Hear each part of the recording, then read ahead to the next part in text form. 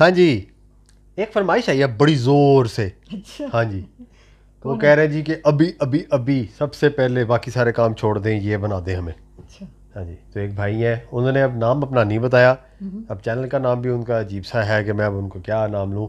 आप अपना नाम बता दिया करें जब आपने इस तरह की फरमाइश करनी होती है, तो ख़ास तौर पे, ताकि हम आपको नाम के साथ देने के मुताबिक करा सकें। तो शुद्रा टू खालसा ये कोई फिल्म है और 2018 की, तो उसका कोई ट्रेलर है। वो कह रहे हैं कि इस पे लाजमी आप बनाएं, आपको बहुत पसंद आएगा। तो हमने कहा चलें चेक करते हैं कैसा है।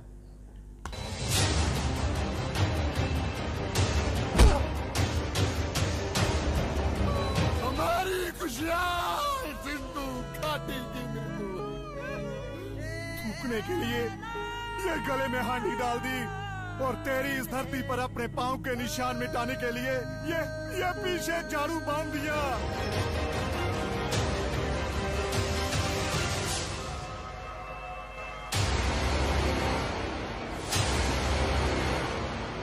उन पर मेरी परछाई पड़ गई थी, उन्होंने मेरे बाल काट दिए। गाली देने वाले की वो जुबान काट देते हैं। सबसे नीच है ये मूल निवासी शूद्र। इस कुएं से हम पानी नहीं ले सकते। अरे आर्यन, पिशाच बनकर तुम हमारा खून चूसते हो। ये वर्ण व्यवस्था का जो कानून इन आर्यन ने लागू किया है, हमारा शोषण करने का षड्यंत्र है। ये सत्य है। हम जब तक अपने ये कौन लोगों सा को इन इलाका है? आर्यों से आजाद नहीं करवा लेते, हमारी जंग इन दुष्टों के खिलाफ चलती रहेगी, चलती रहेगी। शूद्र वर्ण में जन्मे रैदास चमार, कबीर जुलाहा, नामदेव शिम्पा, धन्ना जाट, सूफी संत फरीद, सदना कसाई, सैन नाई, नानक, अंगद, अमरदास आदि सिख संतों गुरुओं की शिक्षाओं से अर्जुन देव एक महाग्रंथ तैयार कर रहा है। महाराज, इस ग्रंथ में हमारे सारे झूठ व पाखंड का पर्दा फाश किया जाएगा।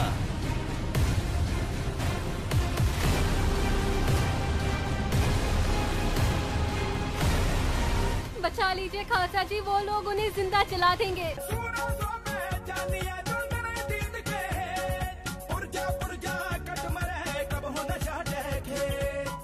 के अनुसार सभी बद्रियों को सती होना पड़ता है। औरत को जिंदा जलाकर सती करना कहाँ का धर्म है ये? बांटो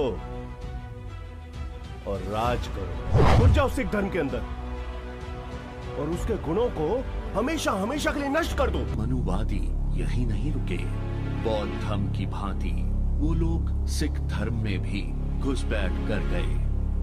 आज अरे रुको रुको, चीख दिया। जहाँ ठीक वहाँ ठीक।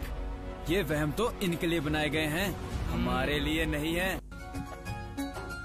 चलो, इन्हें खुद उस पे अमल भी नहीं करते। ये जो होली, दिवाली, लोहड़ी, दशहरे तुम्हारी पुरखों की हार, विप्रों की जीत के जश्न है।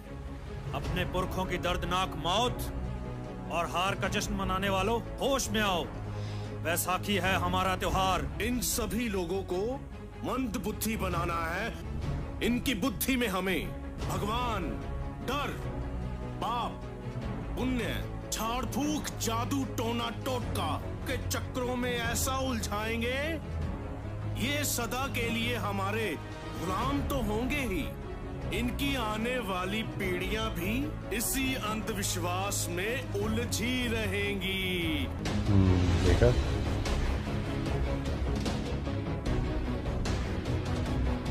ये सारे सिंधु घाटी के महान वारिसों, शस्त्र धारण करके जंग के मैदान में कूद पड़ो।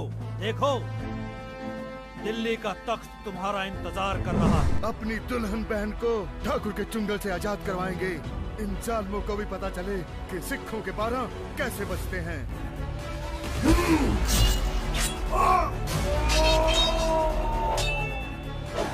ये किरपान गुरु गोविंद सिंह जी ने हमें दी है। कर दो नाश इस जालिम का। जुल्म को खत्म करने के लिए मैं और मेरे पति हम भी सिख बनेंगे। ये पगड़ी और तलवार क्या वापस मिल गई? क्या ये पगड़ी मैं पहन सकता हूँ? कृपान रख सकता हूँ? हाँ बाबा, क्यों नहीं। कैस कंगी कड़ा कृपान कचहरा, कंगी कड़ा कृपान कचहरा, सबक फिर से दिला दिया। शूटर से खाद साहब ना दिया, शूटर से खाद साहब ना दिया, शूटर से खाद साहब। शूद्रा अब समझ आई। आपको कहानी का पता है? मुझे सारी कहानी पता चल गई है, क्योंकि ये जो इंडिया हिंदुस्तान जो सारा बड़े सगीर था, इसमें इन्होंने जात पात का निज़ाम जो है ना वो बहुत ज़्यादा था हिंदुइज़्म में। अभी भी है। उनकी 4 जातें होती हैं, ब्राह्मण, खत्री और सबसे नीचे वाली कास्ट जो है ना उसको शूद्रा बोलते हैं।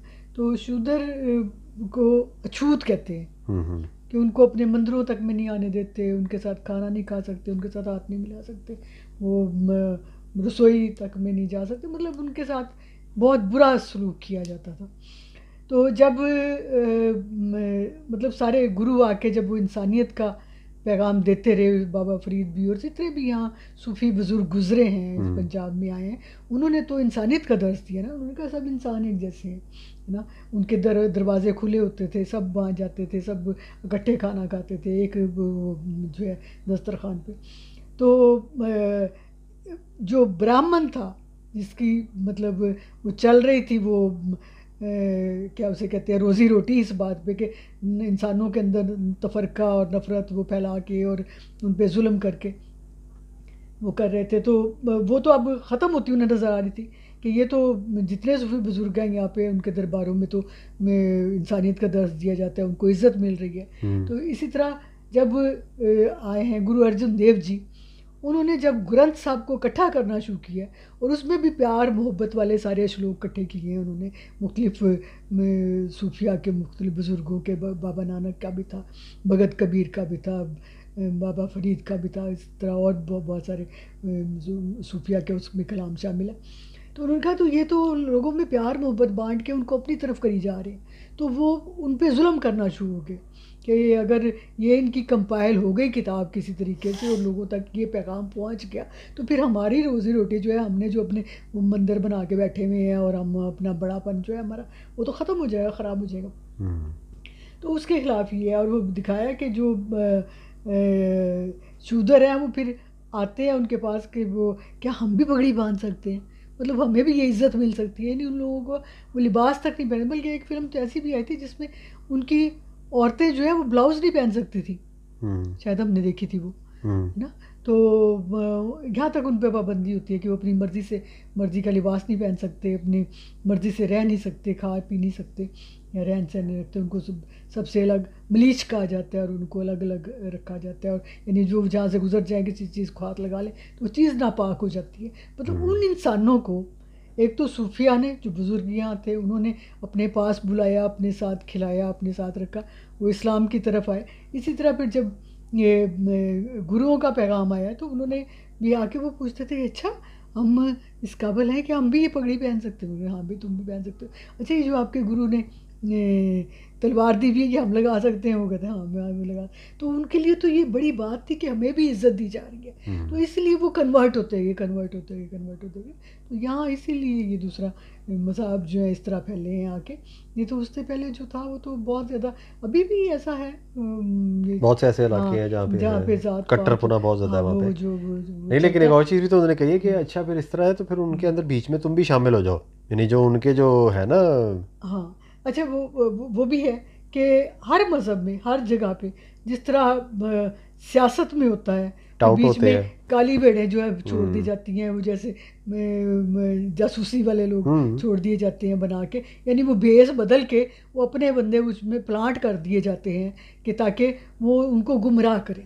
और ये सब मज़हब में है, ये सब मज़हब में है, ये सब फ़िरक़ों में भी है कि आपके अंदर ही काली भेड़ें जो है ना वो फिर रही होती हैं और वो गुमराह कर रही होती है, ना सिर्फ जासूसी कर रही होती हैं बल्कि वो गलत मशवरे भी दे रही होती हैं और लोगों को बहका के अपने साथ मिला भी रहे होते हैं। तो ये हर जगह ही होता है। जैसे हमने वो जब धरना हुआ था उसमें भी हमने कहा था कि इसमें भी ऐसे लोग प्लांट किए जा चुके हैं जो कि दूसरों को जो है वो खबरें आई भी थी। हाँ वो भी थे, कुछ पकड़े भी गए थे पिस्तौलों के साथ। हाँ बिल्कुल, कि वो उसमें ख़राबी पैदा करने की कोशिश करेंगे, तो फिर वो उसी हुलिये में आके वो दूसरों को, जो लोग मतलब सीधी राह पे चल रहे होते हैं, उन्हें भी भड़काने की कोशिश करते हैं। ये अच्छी फिल्म होगी, अच्छी ज़बरदस्त लग रही है। यानी थोड़ा थोड़ा टॉपिक इसका वो पीके से भी मिलता जुलता था। पीके में भी तो उन्होंने उसका वो भरम जो है वो तोड़ा था, जो उस वक्त का वो ब्राह्मण या जो भी था वो पुरोहित उनका। तो अच्छा लगा ट्रेलर, तो अच्छा लगा इसका। ले जी, बहुत अच्छा किया आपने ये भेजा। अगर आप ना भेजते तो हम तो ये देख ही ना पाते। बहुत अच्छी एक सीख है इसके अंदर। वाकई में जैसा मर्जी रंग हो, जो मर्जी ज़ात हो, ज़ातें बल्कि बनाई सिर्फ इंसानों ने ही है। वैसे तो कोई ज़ात कहीं से भी बनवा के आया नहीं है, जैसा पैदा किया ना कोई अमीर लिखवा के आया, और इनके खुद से जो अल्लाह ताला ने जिस तरह से भी इन्हें उन्होंने तय कर दिया गया है, हम वैसे ही बस पैदा हुए हैं। तो इसलिए कमतर ज़ात कोई भी नहीं है, सारे एक जैसे ही हैं। इस पैगाम के साथ लेते हैं इजाज़त। होती है मुलाकात अगली वीडियो में, तब तक के लिए अपना ख्याल रखें, दुआ में याद रखें।